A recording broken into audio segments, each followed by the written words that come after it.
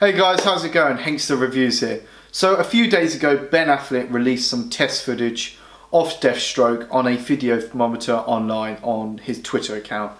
And why, you ask? I don't actually know. Before I start with this main topic, I just want to get down to the fact who should be the villain or villains in the Batman solo film. We don't know when it's going to be released, God knows, but Ben Affleck is directing it and I'm looking forward to that. But what should be the next villain? And the answer is there isn't really a right or wrong answer. I mean, we learned so much from the past that you could do anything you want and it could be successful. You could do something that hasn't been used before in the movies, something like Mad Hatter or Clayface. You could do something that has been used in the films, like such as the Riddler or the Penguin, or do something brand new and original like they did with the video games with the Arkham Knight. If this was a few months ago and I had to choose my own villain from the solo Batman film, I would like to choose the Court of Owls and take elements from the Court of Owls / City of Owls storyline, since that's one of my favourite comics of DC and it's probably one of the best comics this decade. Now, the Court of Owls has this incredible backstory that fits into Batman's mythos. It's this secret society of the richest families of Gotham who uses money and power and murder to wield political influences. And they have these immortal assassins known as Talons. And fun fact that owls are predators of bats. But unfortunately, Gotham, the TV show, is doing the Court of Owls and kind of using it as their main storyline. And I know Gotham isn't Batman, but is Batman at the same time.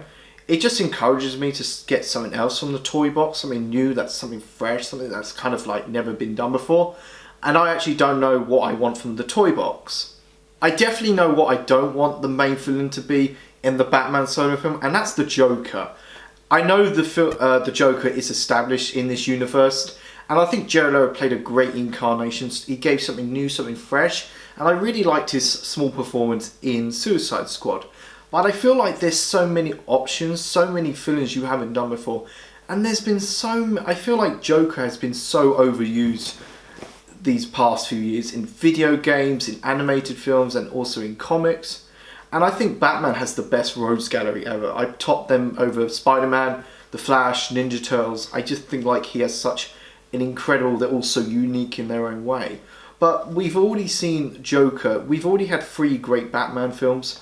Batman 89, Batman Mask of the Phantasm, The Dark Knight, great Jokers, and I really want to see Jared Leto in the future with maybe Suicide Squad 2, or maybe just a cameo, but I feel like there is so much good, and I would like to see something fresh, maybe the Mad Hatter, Clayface, the Killer Moth, Man-Bat. There's so many good villains you can do, and if the Joker was going to be the main villain, I would be like, oh my god.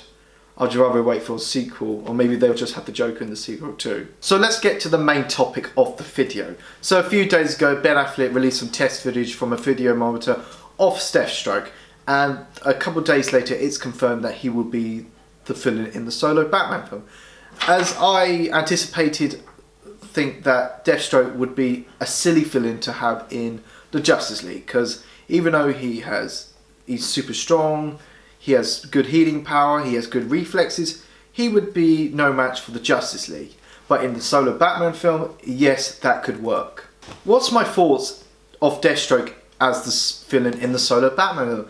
And when I think of Deathstroke in my head, I just think of great things. I think of the Teen Titans cartoon when he was the main protagonist, voiced by Ron Perlman, which was pretty awesome.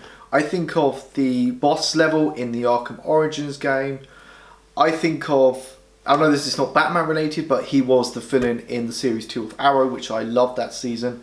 I think after that season it went downhill, but just Deathstroke, I just think he's not just a great Batman villain, he's kind of a Nightwing villain, but he can go in anything, literally almost anything, take away Flash and Superman, but he could be anyone's villain.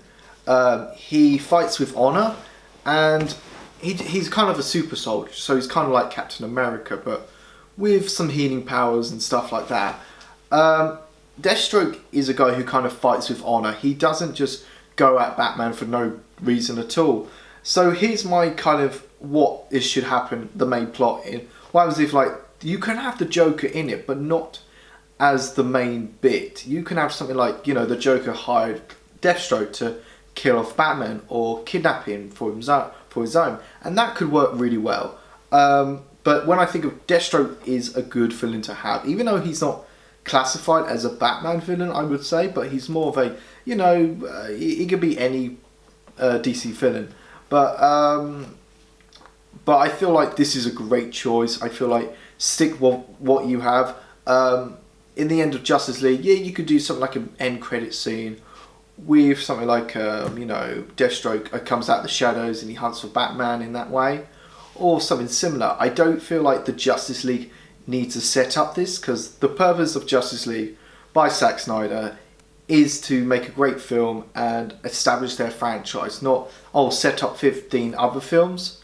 So that's my point with Deathstroke. But Deathstroke as the villain in solo Batman film, I can get down with. We have seen him before in like Arrow and recent stuff in the past 2 years, but I'm really happy with this. I mean, you could just have more villains, but I think Deathstroke is a great villain. He's kind of like, he's sort of like Bane in The Dark Knight Rises. He's more of a physical. He's not just good against Batman. He's really smart. He just has so many ups to him. He's not like a maniac, but he's a guy who kind of fights with honor. He's been trained in military. He knows this stuff, so why not have? And he fights with honor, which is a good thing too. So I feel like Batman's close encounter would be Deathstroke. So yeah, that's my thoughts on Deathstroke.